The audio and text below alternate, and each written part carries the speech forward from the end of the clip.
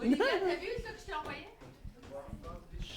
Bonjour tout le monde.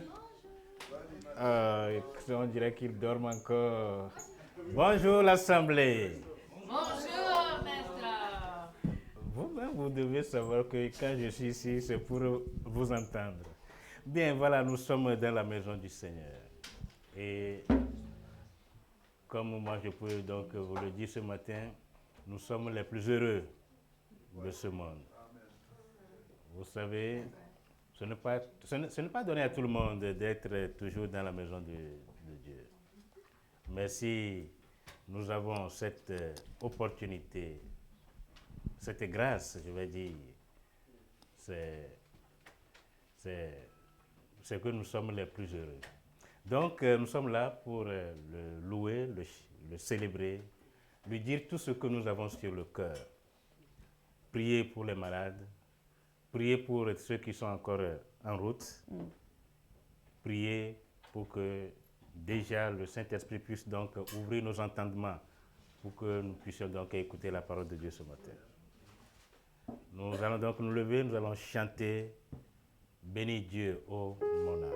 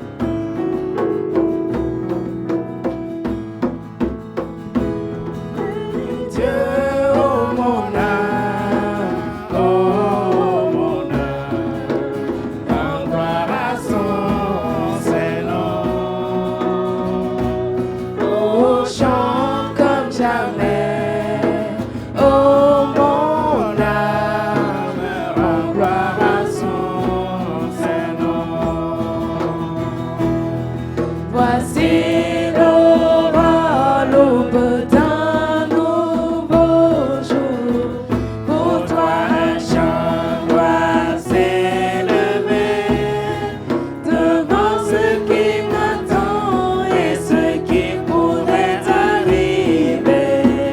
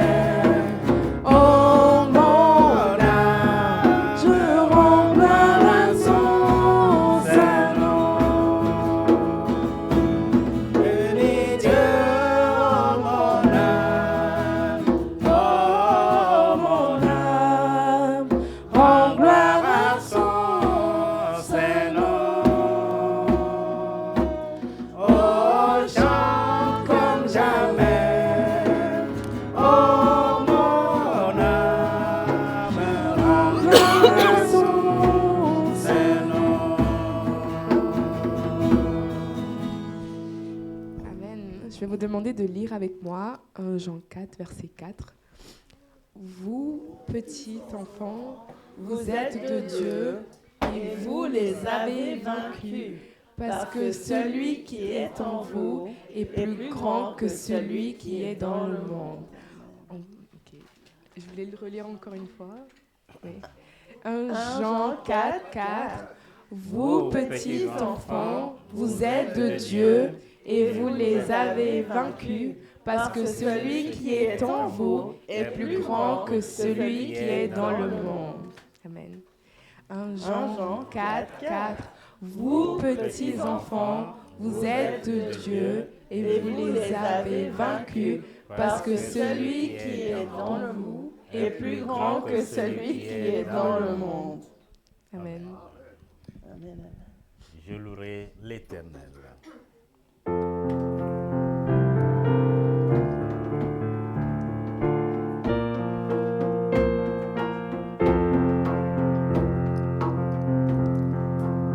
Avec moi. Je louerai l'Éternel de tout mon cœur. Je raconterai toutes tes merveilles. Je chanterai ton nom. Je louerai l'Éternel de tout mon cœur. Je ferai de toi le sujet de ma joie. Alléluia.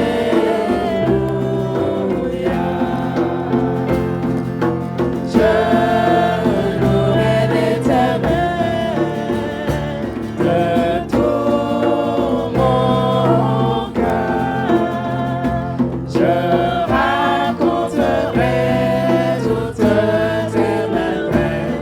Je chanterai ton nom. Je louerai l'Éternel de tout mon cœur. Je ferai de toi le sujet de ma joie. Alléluia.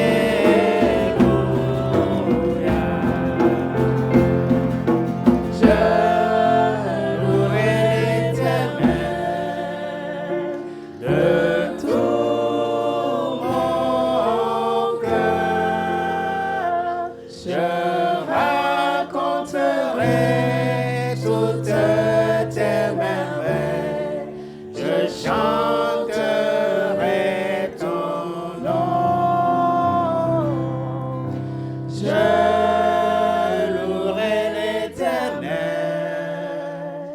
de tout mon cœur. Je ferai de toi le sujet de ma joie. Alléluia.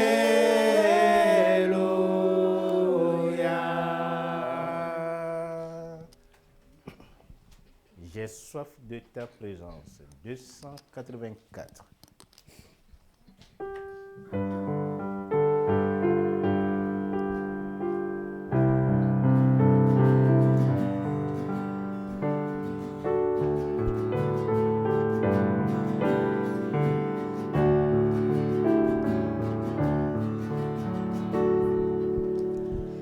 J'ai soif de ta présence divine, chef de ma foi, dans ma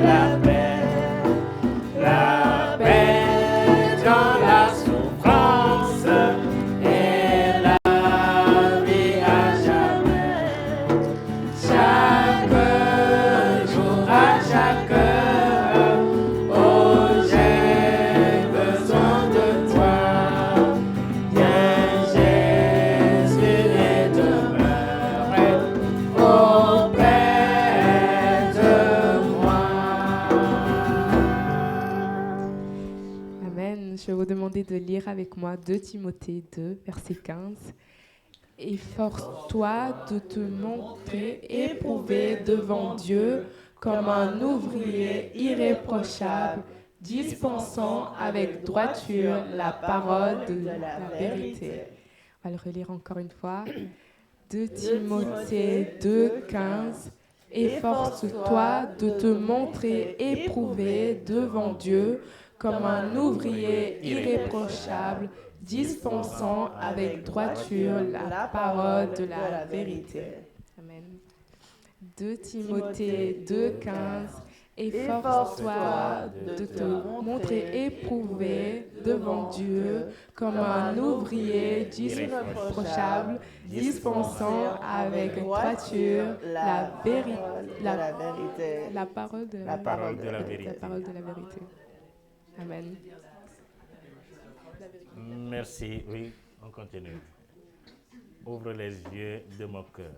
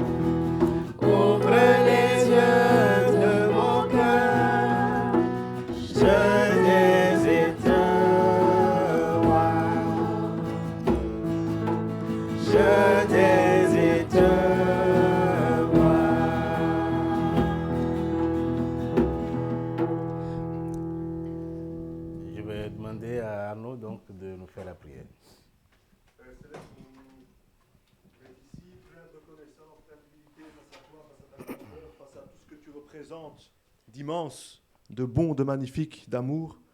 On t'aime énormément, on aspire à t'adorer, à grandir dans ta parole, à te rendre, à honorer ton saint nom, à te rendre fier, à te plaire. Et on te demande, s'il te plaît, d'accompagner ce culte, d'accompagner notre frère qui va présenter le message, qui va nous apporter ta parole. Puisses-tu l'utiliser tel un instrument entre tes mains, afin que ta volonté puisse être faite sans cesse et sans équivoque. On te rend gloire pour ce moment que nous allons passer tous ensemble ici. On te remercie, on t'aime, et c'est au nom de ton Fils Jésus-Christ qu'on met tout cela entre tes mains. Merci infiniment, Père Céleste. Amen. Amen, amen, amen. Mon secours est en toi.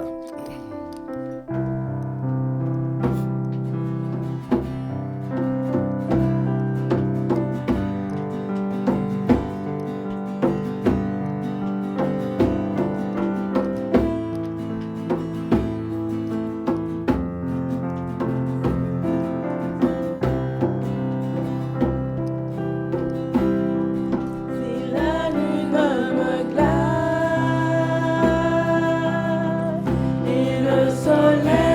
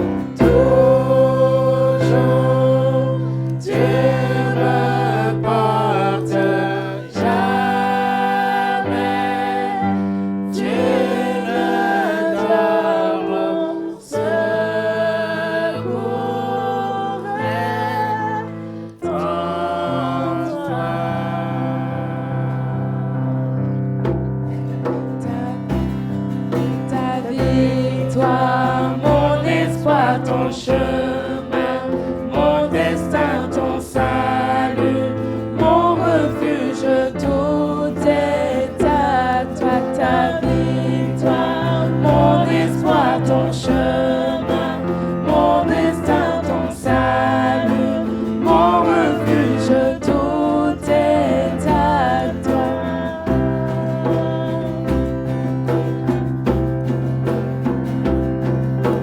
Je lève les yeux vers les hauts sommets. Toi seul est mon Dieu. Je proclamerai. Toi seul est ma force, toi seul me restaure, mon secours est en toi.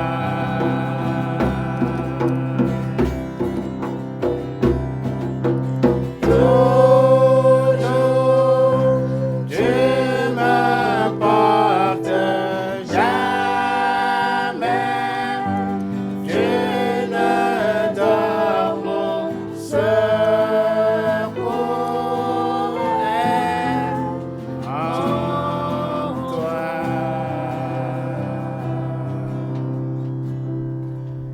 Merci, nous pourrons donc nous asseoir.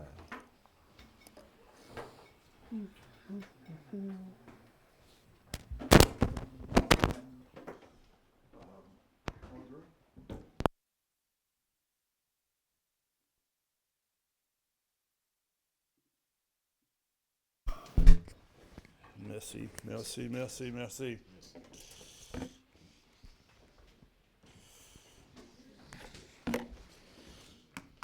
Bonjour à tous et tous. Je dois dire mon cœur réjoui de vous voir aujourd'hui.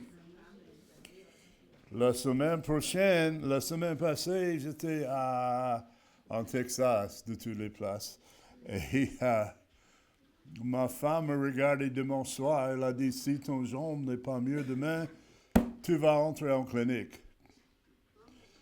Et mon jambe a bien gonflé, mais tu sais quoi?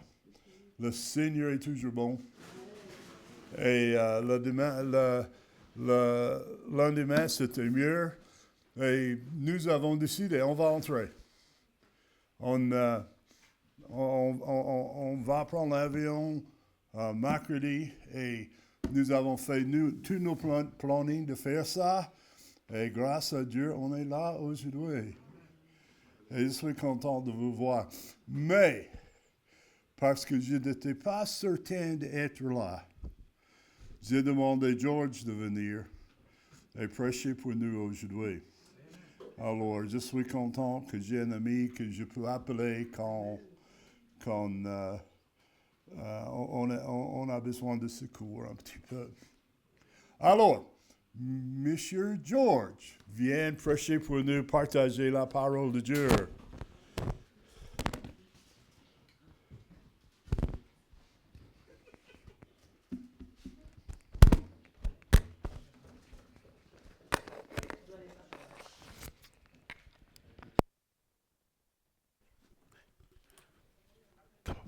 Je te remercie, pasteur. Robin.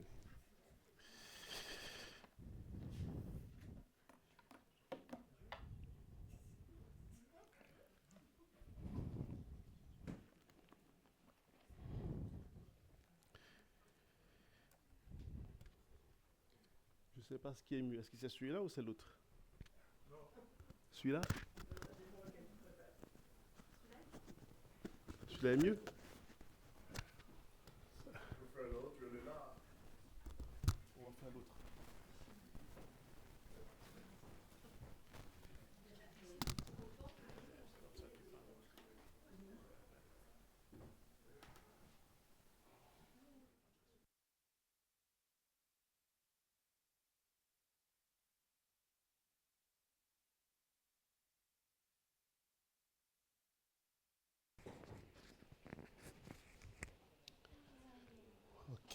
Bonjour frères et sœurs. Et c'est un plaisir à chaque fois d'être avec vous et de pouvoir ensemble chanter, donner gloire à Dieu, partager ensuite la parole, avoir ce temps de communion dans la présence du Seigneur. C'est une grâce, c'est une bénédiction, c'est un privilège. Et c'est vraiment un plaisir de te revoir, hein, pasteur Taylor. J'ai vu madame tout à l'heure. Elle est descendue. Et puis, bon, mais je n'étais pas mécontent quand je venais. Il y avait tout le monde aussi. Et donc, on nous a toujours très bien accueillis. Nous rendons grâce à Dieu pour cela. Et vraiment, merci pour tout. Pour vos prières, pour vos supports. Et donc, comme vous le savez, Audrey se prépare doucement à partir, je pense, d'ici à janvier, Dieu voulant.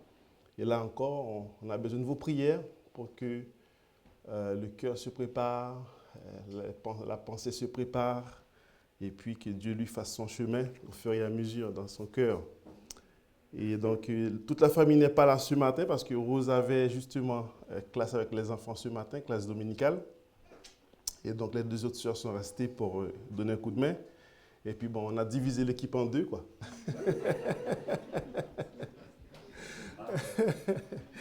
Et donc, Audrey est avec moi ce matin. Et donc, on rend gloire à Dieu pour tout ce qu'il fait, tout ce qu'il permet. Et donc, continuez de prier pour Pasteur Taylor, hein, pour la jambe, afin que Dieu puisse le remettre debout fermement et puis qu'il puisse continuer le travail que Dieu lui a confié. Donc, ce matin, le Seigneur m'a mis à cœur d'aller avec vous dans le livre de Matthieu.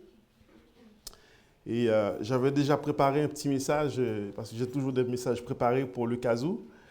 Et puis c'est vrai que vendredi, le Seigneur a parlé à mon cœur différemment. Et donc je suis revenu sur ce passage de Matthieu 13. Et donc nous allons lire les 23 premiers versets de ce chapitre. Matthieu 13. Et donc, sauf Pasteur Taylor, pour ceux qui le peuvent, si on veut bien se mettre debout pour le respect de la parole de Dieu. Ceux qui le peuvent, évidemment. Donc, nous allons lire ensemble, apprécier ce passage, et ensuite nous pourrons voir ce que le Seigneur nous dit à travers ce passage. À partir du premier verset. Ce même jour, Jésus sortit de la maison et s'assit au bord de la mer. Une grande foule s'étant assemblée auprès de lui, il monta dans une barque et s'assit. Toute la foule se tenait sur le rivage. Il leur parla en parabole sur beaucoup de choses et il dit, un semeur sortit pour semer. Comme il semait, une partie de la semence tomba le long du chemin, les oiseaux vinrent et la mangèrent. Une autre partie tomba dans les endroits pierreux, et elle n'avait point beaucoup de terre. Elle leva aussitôt parce qu'elle ne trouva pas le sol profond. Mais quand le soleil apparut et elle fut brûlée, sécha faute de racines. Une autre partie tomba parmi les épines, et les épines montèrent et l'étouffèrent. Une autre partie tomba dans la bonne terre. Elle donna du fruit, un grain de 100, un autre de 60, un autre de 30. Que celui qui a des oreilles pour entendre, entende. Les disciples s'approchèrent et lui dirent, « Pourquoi leur parles-tu en parabole ?» Jésus leur répondit, « Parce qu'il vous a été donné de connaître les mystères du royaume des cieux et que cela ne leur a pas été donné. Car on donnera à celui qui a, et il sera dans l'abondance, mais à celui qui n'a pas, on ôtera même celui qui l'a. C'est pourquoi je leur parle en parabole, parce qu'en voyant, ils ne voient point, et qu'en entendant, ils n'entendent ni ne comprennent. Et pour ceux qui s'accomplit cette prophétie, et pour eux s'accomplit cette prophétie d'Ésaïe, vous entendrez de vos oreilles et vous ne comprendrez point, vous regarderez les yeux et vous ne verrez point, car le cœur de ce peuple est devenu insensible. Ils ont endurci leurs oreilles, ils ont fermé leurs yeux, de peur qu'ils ne voient de leurs yeux, qu'ils n'entendent de leurs oreilles, qu'ils ne comprennent de leur cœur, qu'ils ne se convertissent et que je ne les guérisse. Verset 16. Mais heureux sont vos yeux, parce qu'ils voient, et vos oreilles parce qu'ils entendent. Je vous le dis en vérité, beaucoup de prophètes et de justes ont désiré voir ce que vous voyez et ne l'ont pas vu, entendre ce que vous entendez et ne l'ont point entendu. Vous donc, écoutez ce que signifie la parabole du semeur. Lorsqu'un homme écoute la parole du royaume et ne la comprend pas, le malin vient et enlève ce qui a été semé dans son cœur. Cet homme est celui qui a reçu la semence le long du chemin. Celui qui a reçu la semence dans les endroits pieux, c'est celui qui entend la parole et la reçoit aussitôt avec joie. Mais il n'a pas de racine en lui-même. Il manque de persistance et dès que survint une tribulation ou une persécution à cause de la parole, il y trouve une occasion de chute. Verset 22. Celui qui a reçu la semence parmi les épines, c'est celui qui entend la parole, mais en qui les soucis du siècle, les séductions de la richesse étouffent cette parole et la rendent infructueuse. Celui qui a reçu la semence dans la bonne terre, c'est celui qui entend la parole, merci, et la comprend et porte du fruit. Un grain en donne 100, un autre 60, un autre 30. Parole du Seigneur. Amen. Pouvez vous asseoir, merci. Je vais lire ce texte dans Hébreux chapitre 12 quand même pour accompagner cette lecture. Hébreux chapitre 12, verset 25. Gardez-vous de refuser d'entendre celui qui parle, car si ceux-là n'ont pas échappé, qui refusèrent d'entendre celui qui publiait les oracles sur la terre, combien moins échapperons-nous si nous détournons de celui qui parle du haut des cieux? Parole de Dieu. Nous avons fait une longue lecture ce matin, mais le but étant pour vous et pour moi de regarder ce texte et de voir ce que le Seigneur veut nous dire à travers. L'une des choses qu'on peut noter sans que j'aille plus loin, c'est que Jésus-Christ, dans le chapitre 12, juste avant, était en train de parler déjà face à une grande foule. Et sa mère est venue demander pour lui. Et donc, sa réponse était de tourner le doigt vers ses disciples et dire aux gens qui étaient là, voici sa mère, voici, en d'autres termes, sa famille. Et c'est vrai que ce matin, Jésus-Christ vous a invité, m'a invité, nous invite à être une famille, n'est-ce pas? Et nous sommes ici en famille parce que tous ceux qui sont disciples en Christ, qui servent le Seigneur, qui connaissent le Seigneur Jésus-Christ comme leur sauveur et Seigneur personnel, nous formons une famille pour ici et pour l'éternité. Et vraiment, je rends gloire à Dieu pour cela. Le thème du message de ce matin s'intitule « Entendre ou écouter ». Entendre ou écouter. Je vais un petit peu prêcher le message de mon épouse parce que c'est souvent elle qui me dit je te parle, tu m'entends, mais tu ne m'écoutes pas. Ah, il y a quelqu'un qui a levé le doigt là.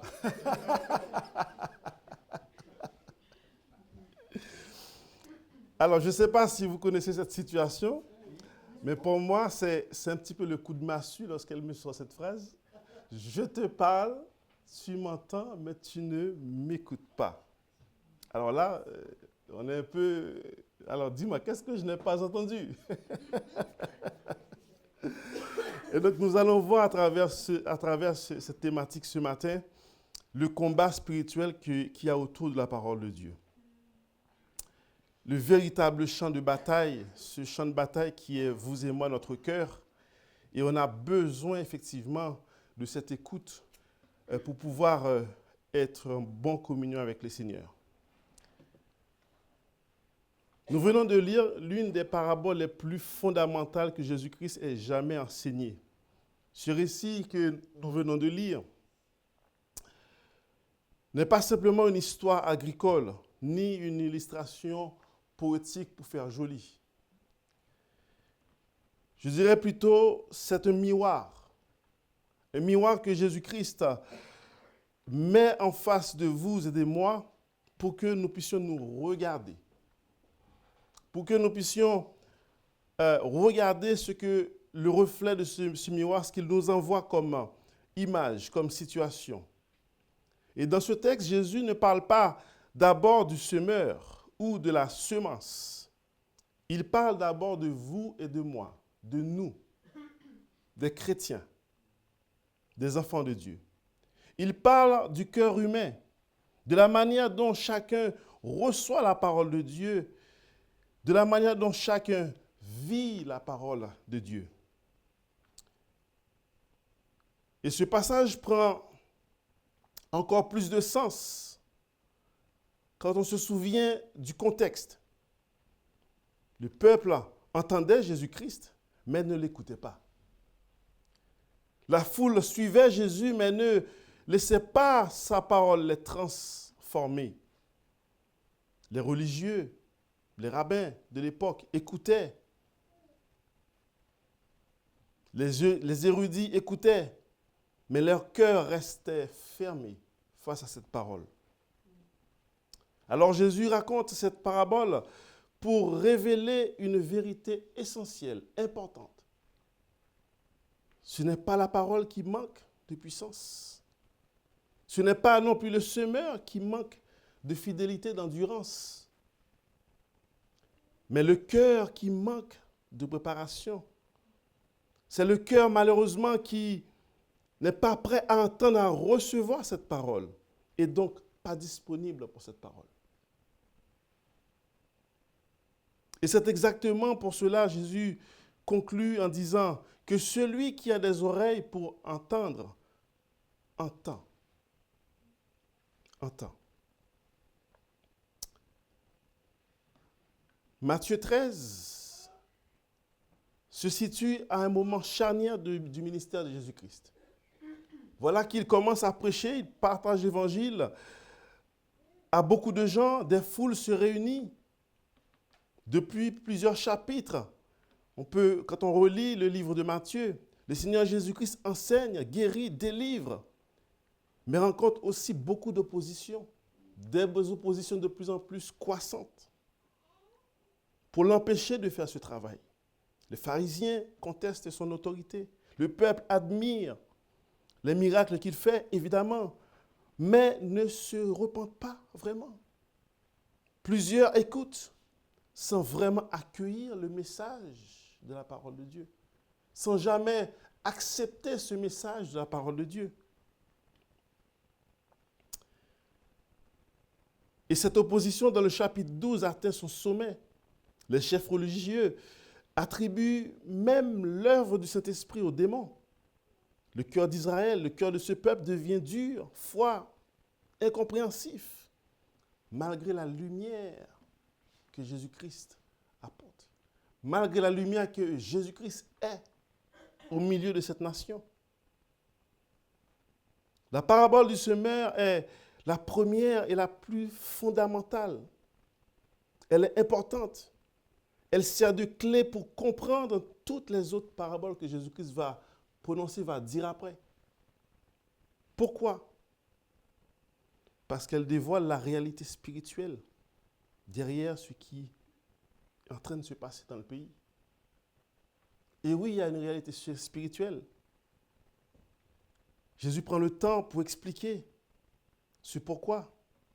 Ils entendent la parole, mais ne changent pas. D'autres s'enthousiasment par cette parole, puis abandonnent. D'autres encore semblent avancer, mais s'étouffent en chemin. Et pourquoi juste quelques-uns acceptent? Non seulement accepter, porte du fruit. Jésus décrit ici la véritable condition spirituelle du peuple. Il révèle chers amis, frères et sœurs, ce combat spirituel qui demeure dans l'Église dès le commencement.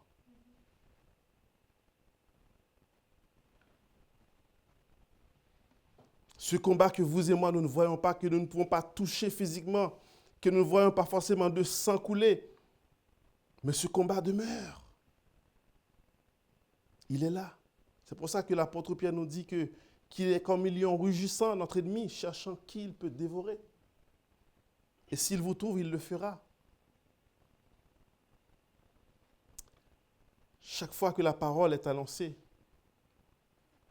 il n'y a pas que l'auditoire ou que l'Église qui écoute la parole. Les anges du ciel observent cela et regardent, entendent. Le Saint-Esprit accompagne cela. Mais il y a autre chose qui se passe. Le diable est là aussi pour attaquer. Il n'est jamais trop loin. On ne doit pas minimiser cette affaire-là, cette affaire, chers amis. Il n'est jamais trop loin. Il faut comprendre que cela bouge dans le monde spirituel lorsque la parole de Dieu est prêchée, est enseignée. Il faut comprendre que ce n'est pas inerte. Nous, en ce moment assis, nous ne voyons pas cela. Mais dans le monde spirituel, les choses bougent parce que la parole de Dieu est prêchée, parce que la parole de Dieu est annoncée, parce que la parole de Dieu est dite, parce qu'elle va partir, mais elle ne reviendra pas sans effet. Paul nous enjoint à considérer cette réalité dans Ephésiens 6. Il dit, car nous n'avons pas à lutter contre la chair et le sang, mais contre les dominations, contre les autorités, contre les princes de ce monde de ténèbres, contre les esprits méchants, je dis bien méchants, dans les lieux célestes. Nous ne sommes pas seuls. Il ne faut pas croire que nous sommes seuls, même si vous ne voyez rien, physiquement. Matthieu 13, 19. Quand un homme entend la parole du royaume et ne le comprend pas, ce n'est pas normal. Parce que le malin vient et enlève et vole ce qui a été semé dans son cœur. Je dois vous dire que le diable n'a pas peur d'église. Il n'a pas peur des chants que nous chantons. Ou des émotions religieuses qu'on peut exprimer parfois. La seule chose qu'il craint, c'est la parole de Dieu, implantée dans le cœur du croyant. C'est la parole de Dieu prêchée, enseignée. La parole pénétrée dans un cœur humble. C'est cette parole qu'il a peur. Et c'est aussi cette parole, chers amis, qui sauve, qui sanctifie, qui éclaire et qui libère. Qui libère. Jésus termine la parabole en disant que celui qui a des oreilles pour entendre. Et dans le langage biblique, pour finir un peu cette démonstration, frères et sœurs, entendre, c'est capter un son, c'est percevoir un son. On allume la radio, il y a un son qui sort. Chanson, parole. Mais ça ne veut pas dire que je ne vais faire tout ce que la radio dit. Non? Si? Mais écouter, c'est accueillir la parole et y obéir. Ça, c'est la nuance entre les deux, la différence entre les deux. Et c'est fondamental. C'est recevoir la vérité et la laisser transformer notre cœur. C'est la différence entre entendre et écouter. Alors, lorsque votre épouse vous dit « Je te parle, tu m'entends mais tu ne m'écoutes pas », ça veut dire qu'elle te dit que tu ne m'obéis pas. Hein, mesdames? C'est vrai que c'est important pour vous et pour moi de comprendre les choses un peu. Pourquoi? Parce que notre ennemi peut entendre, accepte que vous et moi, qu'on entende la parole. Il accepte que nous pouvons entendre les choses. Mais lorsque vous et moi, on commence à écouter, ou on veut écouter la parole de Dieu, pour faire la volonté de Dieu, pour obéir à la volonté de Dieu, ça change. Et là, vous commencez à sentir les attaques. Je vous propose de voir à travers cette parabole, cette histoire que Jésus-Christ est en train d'expliquer à cette grande foule face à lui. On peut imaginer que dans cette foule, il y avait non seulement des Juifs, mais aussi des personnes païennes qui ne connaissaient pas Dieu du tout. Et tout ça était nouveau pour eux. Et je rappelle que nous sommes dans un contexte où, au temps de la loi, Jésus-Christ, nous sommes d'accord, arrive au temps de la loi. Et voilà que Jésus-Christ doit emmener tout ce peuple et le monde au temps de la grâce. C'est dans ce contexte que nous sommes. Et c'est très difficile pour eux. Et aujourd'hui encore, frères et sœurs, c'est difficile pour beaucoup de gens de comprendre que nous ne sommes plus sous la loi, nous sommes sous la grâce. Nous sommes régis non pas de la loi, mais de la grâce.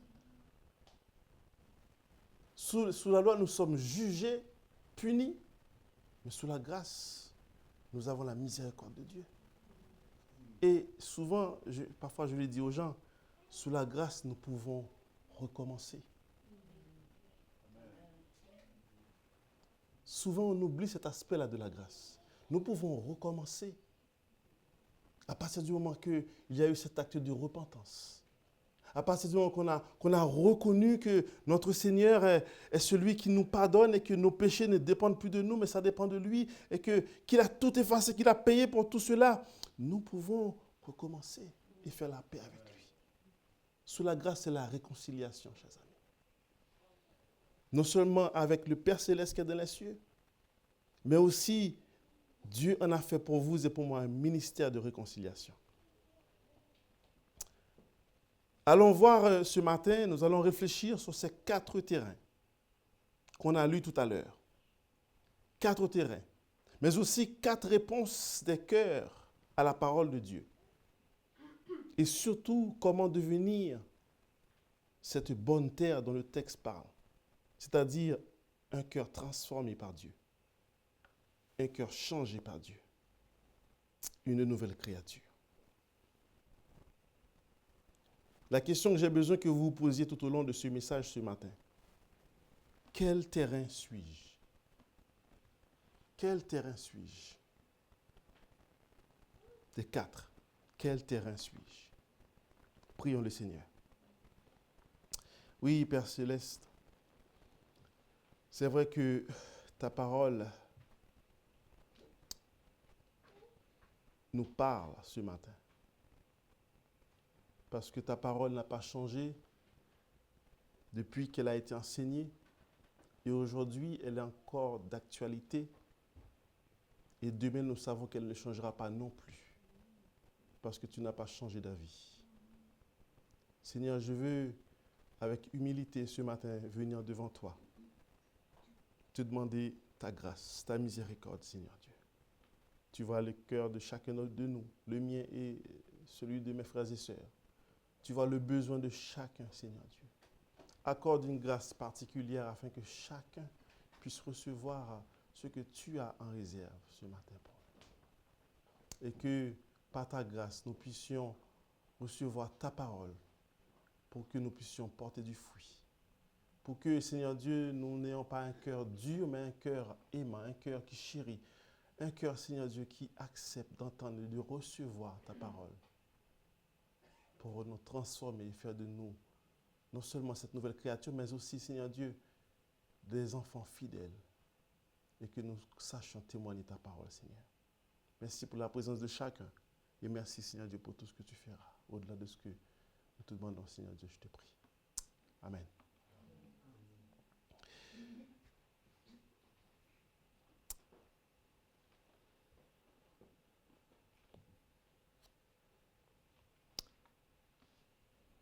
Dans Matthieu 13, comme nous l'avons lu tout à l'heure, nous voyons que le malin vient et enlève ce qui a été semé dans le cœur. Ici, le problème n'est pas la parole, on l'a dit tout à l'heure. Parce que la parole, elle est parfaite, n'est-ce pas? Elle est parfaite. On ne peut pas la changer, elle est parfaite, elle est extraordinairement merveilleuse.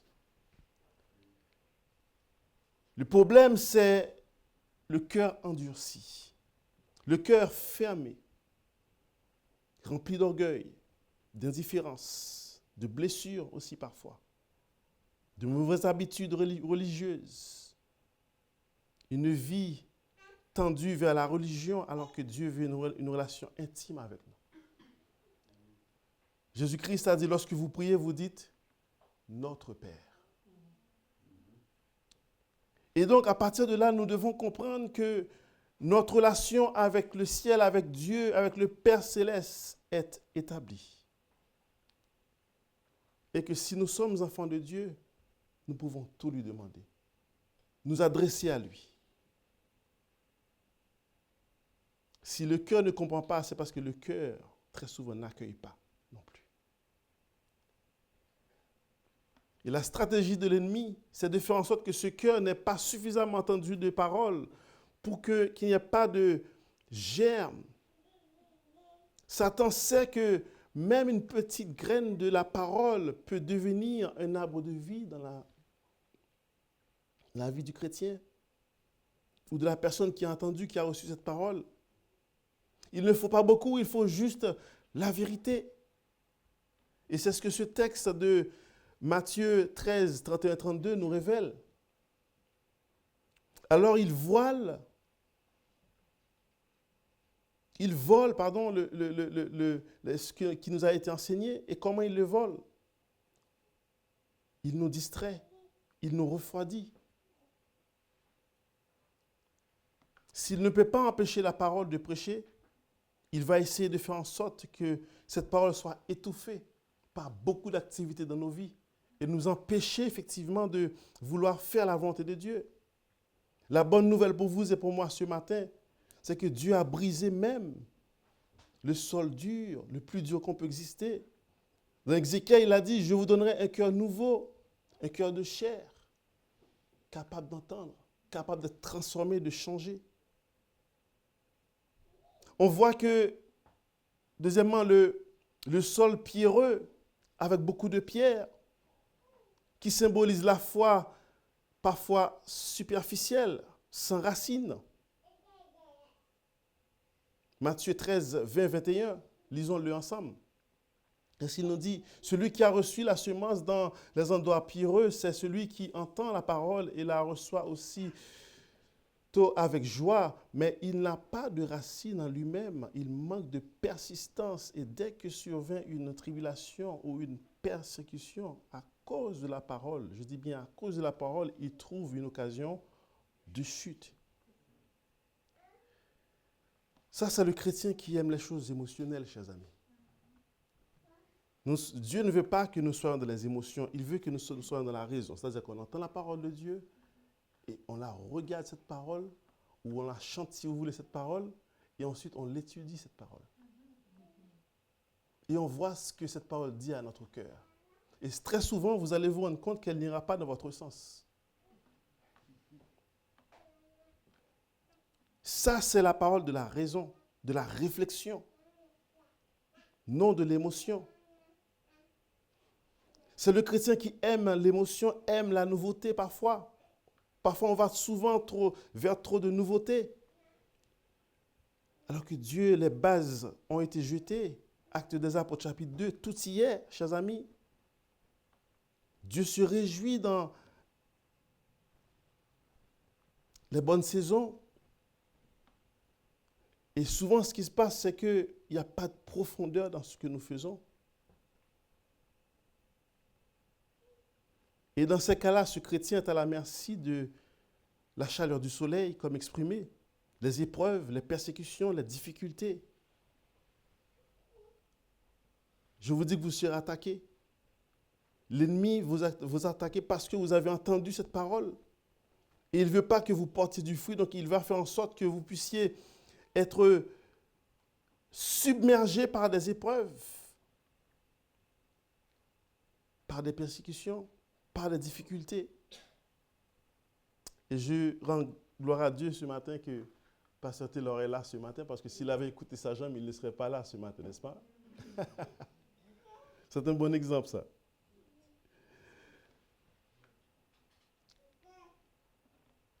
Et donc, chers amis, l'absence de profondeur de racines chez ces personnes a besoin d'être comblée.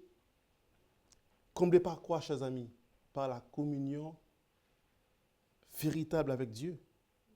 Comme Jésus le rappelle dans Apocalypse chapitre 3, verset 20, il frappe à la porte. Ça, on l'a dit la fois dernière lorsque j'avais prêché. Il continue de frapper à la porte. Mais le cœur qui, souvent, a besoin d'ouvrir cette porte et laisser Jésus-Christ entrer pour avoir un temps avec nous. Un temps de communion, un temps de partage, pour prendre le souper avec nous. Pour avoir une communion profonde avec lui. C'est ce qui s'est passé à l'église d'Éphèse. Le manque de communion avec le Seigneur les a conduits à abandonner leur premier amour. C'est ce que Jésus leur a reproché à travers l'apôtre Jean. Et l'apôtre était terrifié au fait de réaliser que tout ce qui se passait dans les églises, après que ces églises ont été prêchées, évangélisées, vous voyez, mais l'ennemi est venu pour voler ce qui a été prêché, enseigné par les meilleurs prédicateurs importants de l'époque, l'apôtre Paul et les autres. Et donc, être enraciné et fondé en Christ, c'est ce que Paul suggère aux Colossiens. 2,7, il nous dit, étant enraciné et fondé en lui et affermi par la foi d'après les instructions qui vous ont été données et abondées en actions de grâce. Enraciné et fondé en Jésus-Christ. C'est là ce que nous devons, vous et moi, faire. Et Jésus-Christ a tout prévu. Jean 17, il a prié pour cela. Sanctifie-les par ta vérité, c'est ce qu'il disait à son Père lors de sa prière. Sanctifie-les par ta vérité, car ta parole est la vérité. Nous avons besoin de cette vérité, de la parole de Dieu pour nous aider à nous relever et conserver cette communion fraternelle, cette communion qui est nécessaire. Les épreuves ne peuvent pas éteindre effectivement la foi d'un chrétien qui est enraciné. Lorsqu'on est enraciné, on va encore plus profond avec Dieu. On ne fait pas marche arrière. En anglais, on parle de backsliding, ouais, c'est ça? On ne fait pas marche arrière. On va vers le Seigneur. Souvenez-vous comment Pierre a pleuré. Vous vous souvenez, après que le coq ait chanté 3 fois. C'est ce que Jésus-Christ lui avait dit. Il réalise que sa foi, la foi n'est pas qu'une déclaration d'intention. C'est un vécu assumé. Il faut vivre la foi pour que nous soyons rassurés, fermes dans le Seigneur, avec bien sûr les conséquences parfois qui vont avec. Je peux vous dire que lorsqu'on vit la foi, il y a des conséquences, chers amis. Cela nous coûte quelque chose. Cela nous coûtera du temps. Ça nous coûtera parfois des moyens. Parfois, cela nous coûtera d'être rejetés.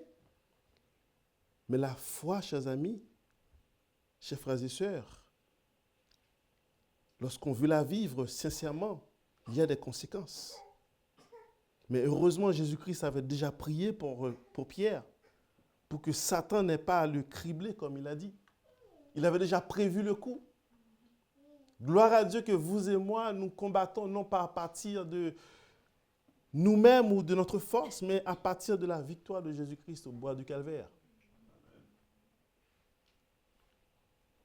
Nous sommes bien partis, chers amis, à partir d'une victoire, non pas à partir d'une défaite, mais à partir d'une victoire. Donc moi et vous et moi, nous comptons sur cette victoire pour aller de l'avant.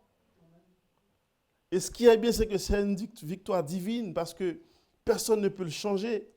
Le sang de Jésus-Christ a coulé et il ne va pas encore recouler. Ça a été fait une fois pour toutes. Il n'y a plus d'animaux à tuer ou de sacrifices quelconque à faire. Jésus-Christ a tout payé. Amen. Il a tout payé. Et cela nous réjouit ce matin de le savoir. Ce que je veux aussi vous dire, chers amis, c'est que Dieu ne partage pas son trône.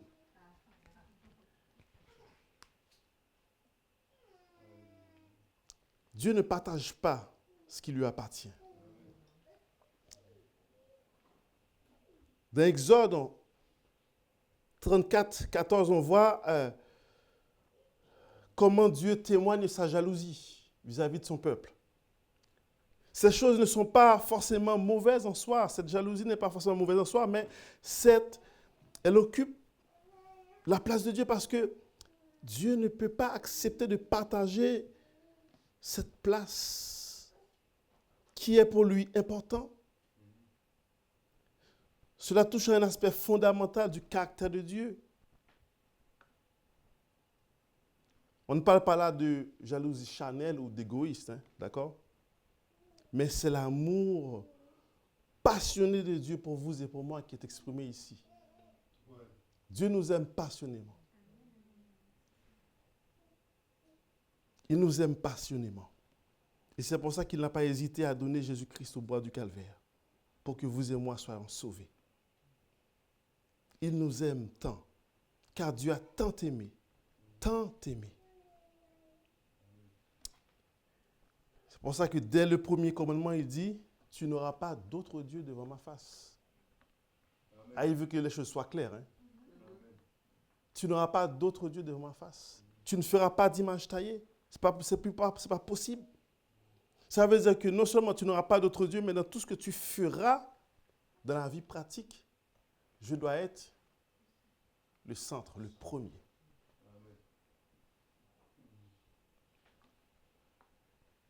Tout ce qui rivalise avec la première place de Dieu, de notre cœur, devient alors une épine. On doit l'enlever. On doit dire, Seigneur, viens, pour que cette épine ne vienne pas étouffer la parole de Dieu. Prêcher, enseigner dans notre cœur.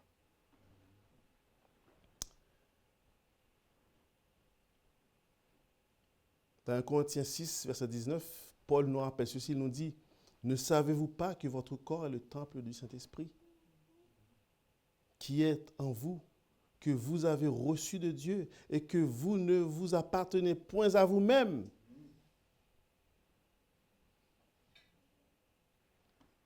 Plus loin, il dit, ne savez-vous pas que vous êtes le temple de Dieu et que l'Esprit de Dieu habite en vous? Chers amis, vous n'êtes pas qu'une simple créature qui vit et qui meurt et puis that's it. Non, ce n'est pas vrai. Nous avons quelque chose de plus grand qui nous attend, l'éternité. Pas l'éternité avec les perdus, mais l'éternité avec les vivants, avec les élus dans le ciel. C'est pour ça que Jésus-Christ nous a dit qu'il est allé préparer une place pour vous et pour moi. Et lorsque ça sera prêt, il viendra nous chercher pour que nous soyons avec lui, là où lui sera aussi.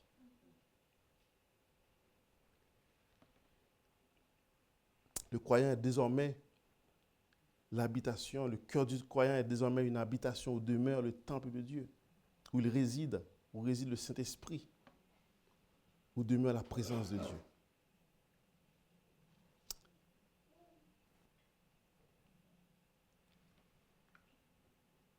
Le remède, chers amis,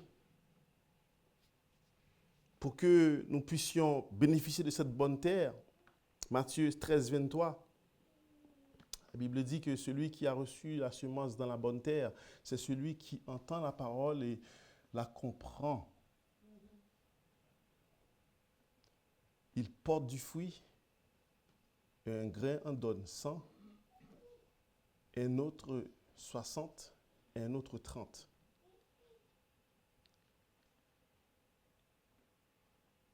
Il entend la parole et la comprend.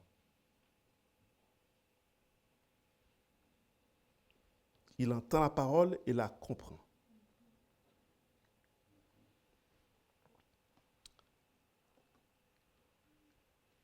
Est-ce que c'est parce que vous êtes venu faire ce matin? Pour entendre la parole et comprendre la parole. Si nous l'entendons seulement, elle passe ici, elle rentre ici, elle ressort là, ça ne nous sert à rien. Jésus-Christ veut que lorsque sa parole est enseignée, prêchée, que ceux qui sont là puissent avoir à cœur d'entendre, mais surtout d'écouter sa parole.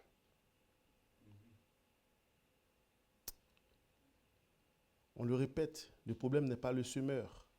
Le problème n'est pas la semence. Le problème, c'est le cœur. Pour nous remettre au milieu du message, dans le creux du message. Quatrièmement, la bonne terre. La bonne terre, c'est le cœur qui écoute et garde et porte du fruit. C'est celui qui reçoit, on a dit comprend et porte du fruit.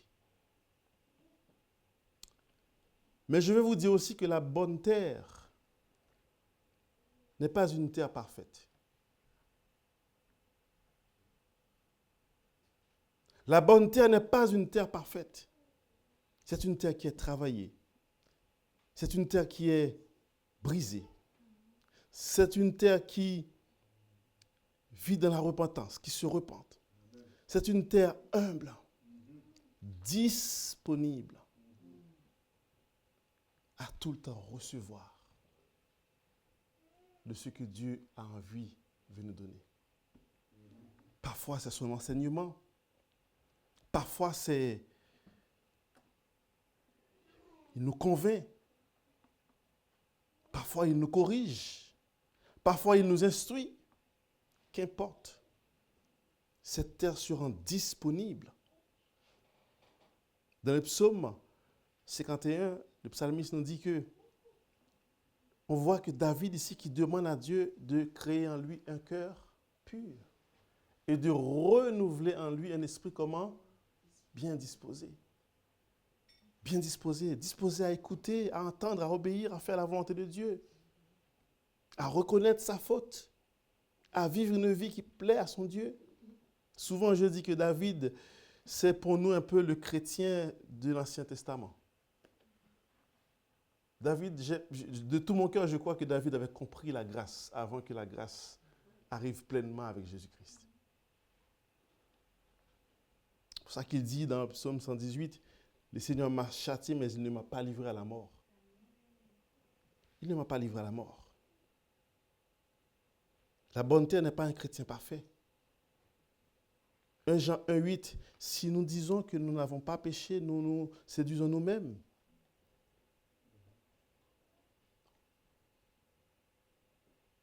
La bonne terre n'est pas un chrétien parfait. Il a encore des faiblesses, soumis à la tentation, à des épreuves, à des moments difficiles de la vie. C'est pour ça que nous sommes là ce matin. Parce qu'on a ce besoin de grandir encore. Leur différence avec d'autres, c'est que ils vivent à la lumière de la parole de Dieu. On entend par la parole et puis on fuit la parole de Dieu. Non, on accepte, on dit Seigneur, c'est vrai que tu as raison. Ce que tu m'as dit là, c'est la vérité. C'est ma vérité. Chers amis, lorsque vous et moi, nous ouvrons la Bible, ce n'est pas simplement un livre avec des écrits. C'est un livre vivant à partir du moment qu'il y a un homme ou une femme qui l'a ouvert, qui commence à lire. Et cette parole est capable de transformer, de changer, sanctifier, purifier, laver, corriger, instruire. C'est pour ça qu'on dit que ta parole est la vérité. Ta parole est une lampe à mes pieds et une lumière sur mon sentier. Ce chrétien-là ne cache rien. Ils viennent à la lumière, on accepte de venir à la lumière. On se laisse corriger, purifier, travailler par cette parole. Lorsqu'on va un peu dans l'Apocalypse, souvent, lorsqu'on approche ce passage de l'église de Laodicée, on a l'impression que c'est l'église la pire, en fin de compte, des 7 églises. Mais lorsque vous prenez le temps d'approcher ce texte et l'étudier avec une profondeur, vous allez vous rendre compte que s'il n'y a qu'à cette église que Jésus-Christ a dit, je frappe, et si quelqu'un entend ma voix et ouvre, je rentrerai, je souperai avec. Il ne l'a pas dit aux 6 autres. Vous allez remarquer aussi que c'est à cette église qu'il a dit, Dieu châtie celui qu'il aime. Des courtes phrases, des simples phrases, mais qui ont une portée extraordinaire. Chers frères et sœurs, je suis heureux que Jésus-Christ s'est exprimé au pluriel lorsqu'il parle d'amour, lorsqu'il dit qu'il frappe à la porte, lorsqu'il dit que Dieu châtie ceux qu'il aime, parce que j'en fais partie, et j'espère que vous aussi, vous en faites partie.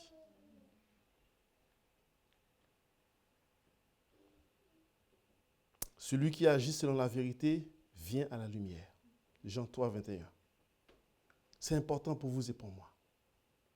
Le fruit vient de la persévérance. Ça, c'est encore un autre aspect de la terre qui reçoit, de l'âme qui reçoit, si vous voulez, ou du cœur qui reçoit la parole de Dieu. Le fruit vient avec la persévérance. Le fruit, c'est le caractère de Christ. C'est ce que nous avons dans Galates 5, 22. Probablement que vous connaissez, que vous avez lu et relu ici. La lumière du témoignage. C'est ce que nous avons dans Matthieu 5, 16. Parce qu'on ne peut pas cacher une lampe, on est obligé de la mettre au-dessus pour qu'elle éclaire toute la salle, n'est-ce pas? La constance dans Hébreux 10, 36. L'obéissance aussi. Chers amis, cette terre, cette âme, ce cœur qui a accepté de recevoir la parole de Dieu. C'est pour ça qu'elle est qualifiée bonne terre. Bonne terre. Cette bonne terre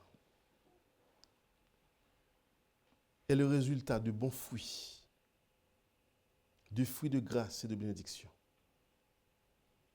Cette bonne terre aussi aura tendance à perpétuer ce qu'elle a reçu. Même si le vent passe, même si le soleil a brillé, même si tout ce que vous voulez, mais cette bonne terre, les racines sont tellement profondes à travers elle qu'elles vont grandir à nouveau, qu'elles vont repartir à nouveau. C'est important que vous et moi, nous ayons cela à cœur. J'arrive à la fin, pour conclure, pour vous dire que tout ce que nous avons dit là, chers amis, se résume à une seule question, la question du départ. Quel terrain suis-je? Quel terrain vous êtes? Quel terrain sommes-nous?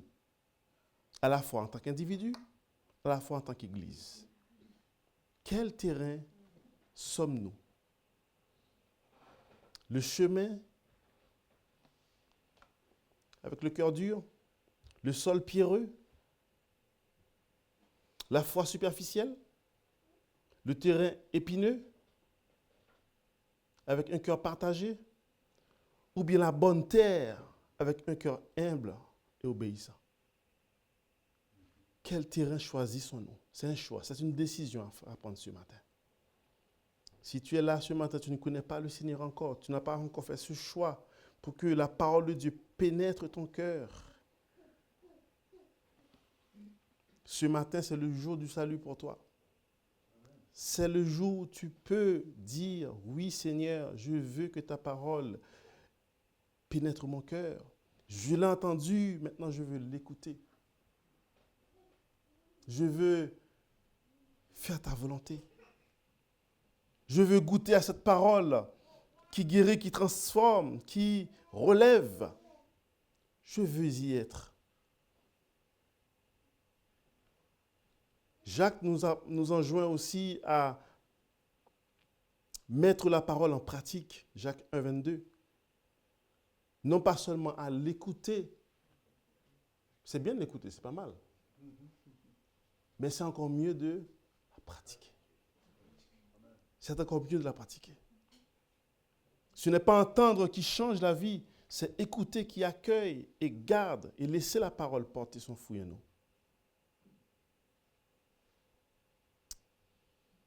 Que celui qui a des oreilles entende ce que l'Esprit nous dit ce matin. Que celui qui a des oreilles accueille cette parole pour qu'elle fasse chemin dans notre cœur. Chers amis, c'est là ma prière, c'est là mon espérance. Et tant que le Seigneur nous met à cœur cette espérance-là, et que j'ai une opportunité, que vous avez une opportunité de partager cette parole, de la donner à quelqu'un, je n'ai pas besoin de savoir quand est-ce que Dieu va faire pousser, parce que ça ne dépend pas de moi, ça dépend de Dieu. Je n'ai pas besoin de savoir quand est-ce que Dieu va faire germer ce qui a été semé. Je n'ai pas besoin de savoir ce que Dieu va en faire. Mon job, c'est de semer. Quand? Je ne sais pas. Mais Dieu sait, lui, quand il va faire germer. Lorsque j'étais au collège, je me souviens, il y a une dame qui donnait son témoignage à l'église. Et elle dit que il y a une quinzaine d'années, le collège était passé près de chez elle et ils ont fait des distributions de traités. Et elle a reçu un traité et puis elle l'avait mis sur son buffet à la maison. Et puis plus tard, ce traité est tombé dans un livre qu'elle avait. Elle l'avait lu à l'époque, mais sans donner d'importance. Et à un moment crucial dans sa vie, un jour, elle a pris le livre et puis elle lisait et puis elle tombe à nouveau sur ce traité. Elle a relu le traité. Le traité n'a pas eu le même impact que la première fois qu'elle l'avait lu il y a une quinzaine d'années. C'est ce jour-là que Dieu lui a parlé à travers ce traité. Elle a accepté le Seigneur dans sa vie. Et elle est devenue membre de notre église. Et c'est extraordinaire de voir comment le Seigneur peut agir. C'est-à-dire que le jour où on n'a pas enseigné, prêché ou partagé la parole de Dieu, ce n'est pas forcément le jour que Dieu va agir dans ce cœur. Ça peut faire un long chemin, 5, 10 ans, 15 ans, 20 ans, 30 ans. Ça ne dépend pas de vous et de moi. Notre rôle, c'est de partager.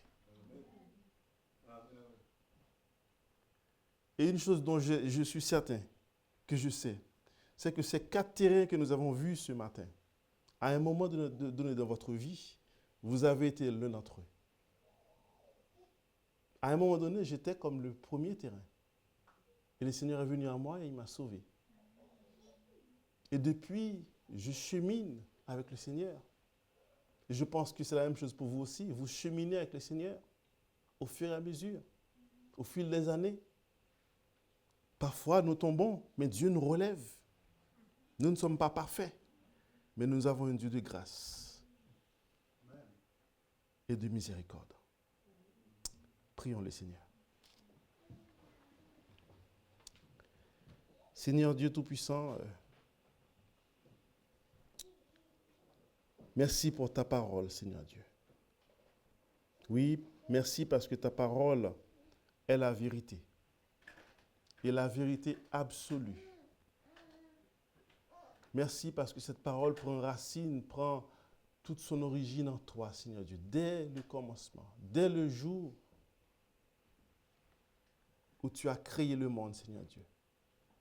Cette parole, elle traverse le temps et l'espace. Et encore ce matin, elle est arrivée jusqu'à nous ce matin.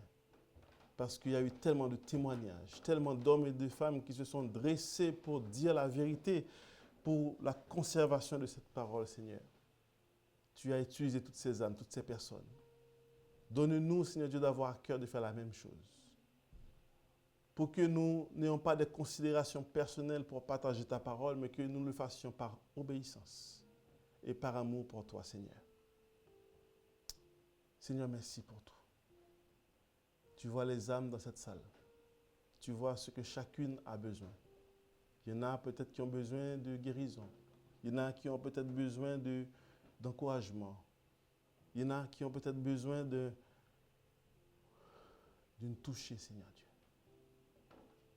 Il y en a qui ont peut-être besoin de la visite, une double portion de ton esprit. Je ne sais pas, mais toi tu sais, Seigneur. Père, accorde grâce. Il y en a simplement qui ont aussi peut-être besoin juste du salut par grâce ce matin. Touche les cœurs ce matin. Permets que personne ne reparte de cette salle sans te connaître, sans avoir le nom inscrit dans le livre de vie, Seigneur. Chaque jour que tu fais est un jour de salut. Pour quiconque croit en toi, ne périsse pas, mais ait la vie éternelle, Seigneur. Merci pour ta parole. Merci pour cette église. Merci pour ce peuple Alexandre, Seigneur Dieu. Merci pour tous ceux et celles qui sont à l'œuvre, qui sont engagés dans cette œuvre, Père Saint. Je prie, Père Saint, que tu les fortifies, que tu marches avec eux. Et que parfois, lorsque les moments de découragement arrivent, que tu puisses, Seigneur Dieu, nous encourager. Parce que tu es le berger qui marche avec nous dans le chemin de l'ombre et de la mort. Et surtout, Seigneur Dieu, tu mets une table en face de notre adversaire. Tu fais bien une différence. Merci pour cela, Seigneur. Père, je te demande toute cette grâce au nom de ton Fils Jésus-Christ, notre bien-aimé Sauveur. Amen.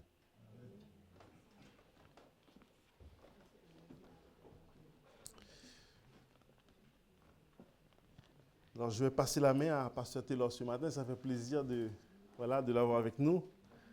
Et vraiment que Dieu vous bénisse. Et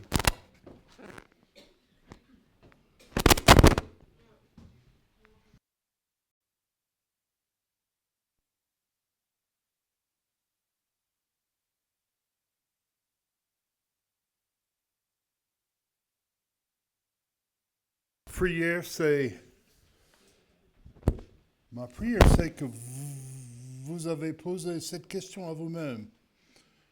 Quelle sorte de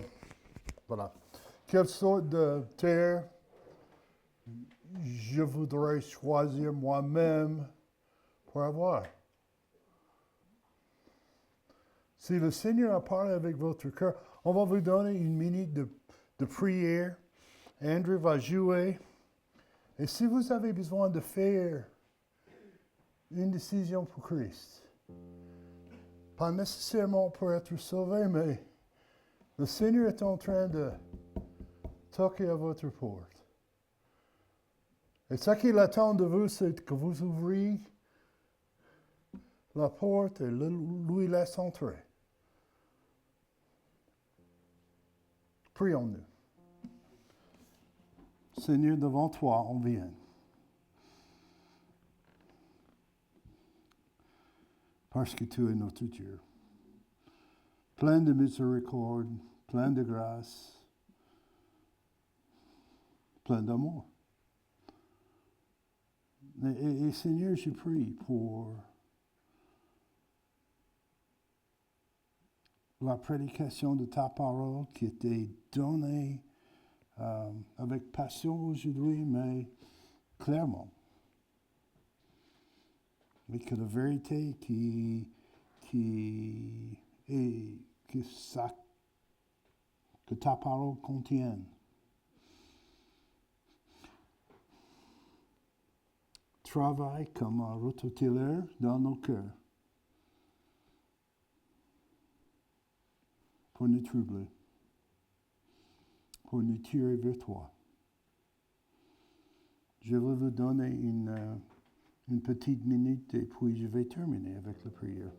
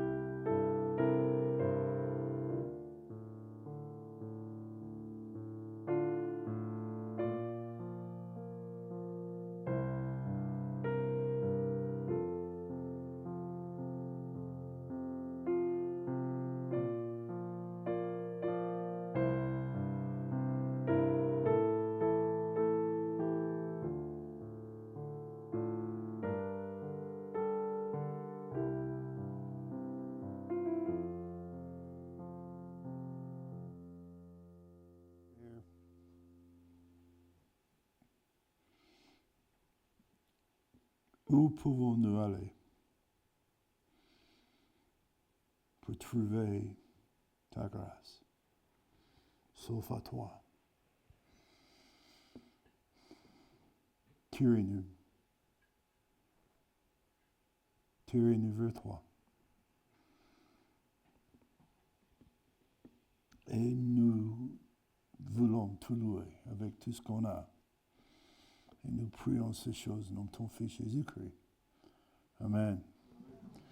C'est toujours cette invitation. Si vous avez fait une décision pour Christ et vous voulez que je prie avec vous, ou vous avez des questions, vous voulez me poser, je vais m'asseoir ici après.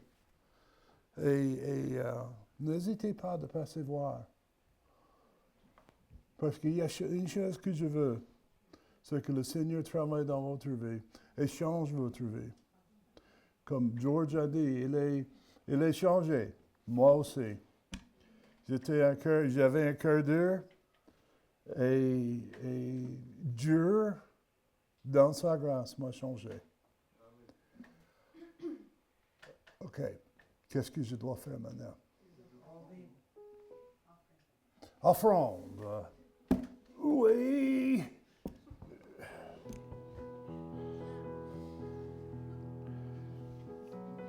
Voilà les enveloppes. Vous savez, aux États-Unis, je suis un prédicateur. Et quand je prêche, je dis Amen et je m'assis. Et j'ai oublié toutes les choses que je fais toujours après. Si vous avez besoin d'enveloppe, levez votre main afin que Joshua sait le voir.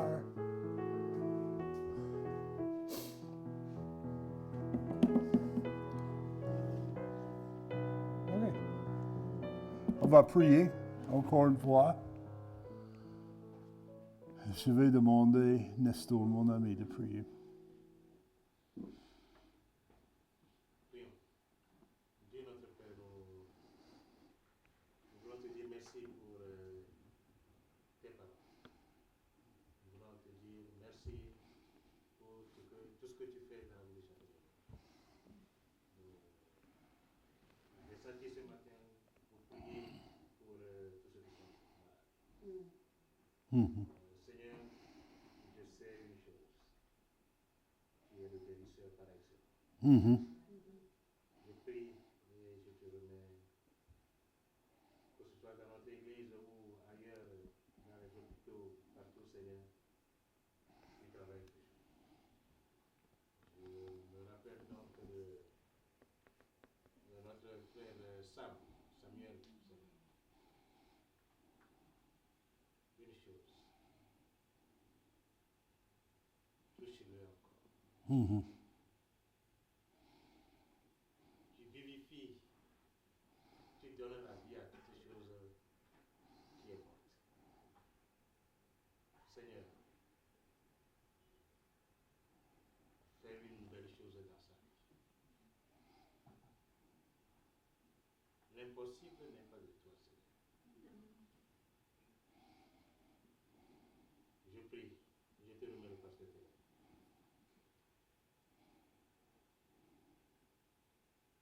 Fais quelque chose de nouveau dans sa vie. Prends le contrôle donc de leur vie, Seigneur. Seigneur, une chose que nous voulons, guéris-les. Pour notre Jésus. Je te remets les 10 000 offrandes, Seigneur. Nous aurons aimé que tu donnes l'occasion à tout le monde donc d'être béni. Alors, donne-nous l'occasion pour que nous entourons et que nous soyons bénis.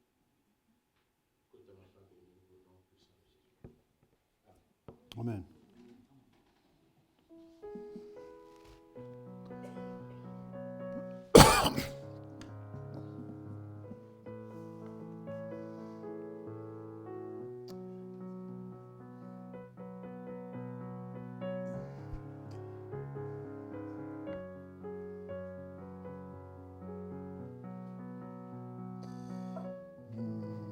Joshua n'allez pas si loin.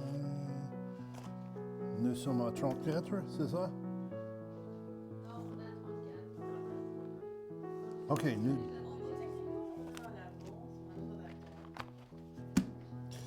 34, voilà.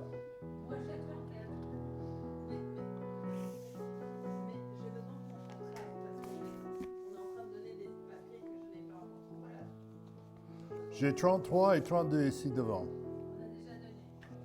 OK. Bon.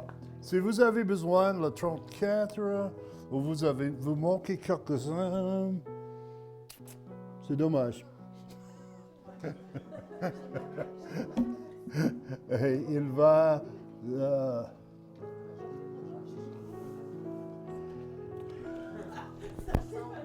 OK. OK. On va faire comme ceci. OK. Si vous avez besoin de 34 ou 1 Pierre 3,9, levez votre main et il va vous donner.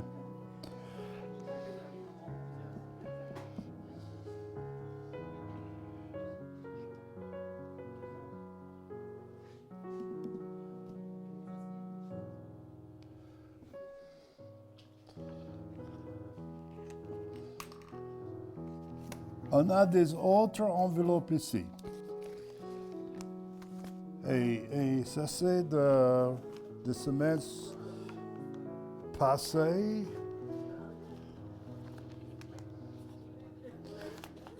Et si vous manquez quelque chose, je vais mettre les enveloppes juste ici et vous pouvez vous regarder. N'est-ce pas?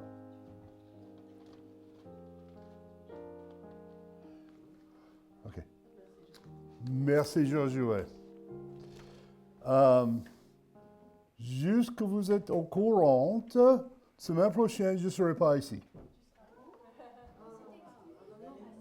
C'est Thanksgiving. Et nous avons un endroit qui était pas loin d'ici, mais il faut que tout le monde comprenne. Il n'y a personne qui va être ici. Je vais venir ici vers 9h15. Et si vous avez besoin d'un transport, un shuttle, une navette, ici jusqu'à l'endroit où vous ne savez pas trouver, vous pouvez me suivre. Mais on voudrait que tout le monde qui vienne sache qu'on n'est pas ici. Bon, deuxième chose à propos de ça. On a besoin de vous. On a besoin de vous d'inviter les gens.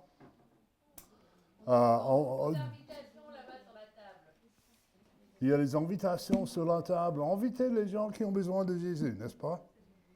Alors, deuxièmement, je crois que Deborah ou Jean va en parler pour décoration et tout ça.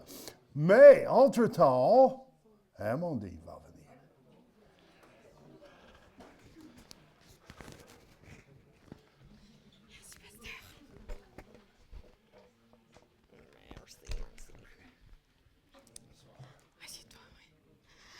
Ok, bonjour à tous. C'est le moment des annonces. Donc, comme d'habitude, on a des groupes de maison chaque semaine. On a le groupe de jeunes adultes qui a maintenant décidé de changer le jeudi à 18h30. Donc, prenez-en bien note. Le groupe des hommes, c'est le mercredi à 19h. Et le groupe de femmes, c'est le jeudi à 20h en ligne. Ensuite, il y a aussi le groupe des ados qui, lui, se fait le samedi. Une semaine sur 2. Ensuite, on va continuer nos soirées-jeux qu'on fait toujours le 3e vendredi du mois. Et c'est ce vendredi-ci. Donc, vous pouvez venir avec vos jeux de société ou juste venir et jouer à des jeux de société. Il y aura un peu de tout. Il y aura aussi, je pense, un petit peu de quoi grignoter. Donc, c'est un moment pour pouvoir passer du temps ensemble. Et donc, notre grand événement qui est la semaine prochaine, qui est Thanksgiving. Donc, vous voyez bien l'adresse en bas en rouge, qui est Campus des Taillis, Bois Priard 127 1332 Jean-Val. Et donc, comme ça, vous pouvez, on sait où aller. Et donc, ça sera de 10h à 14h.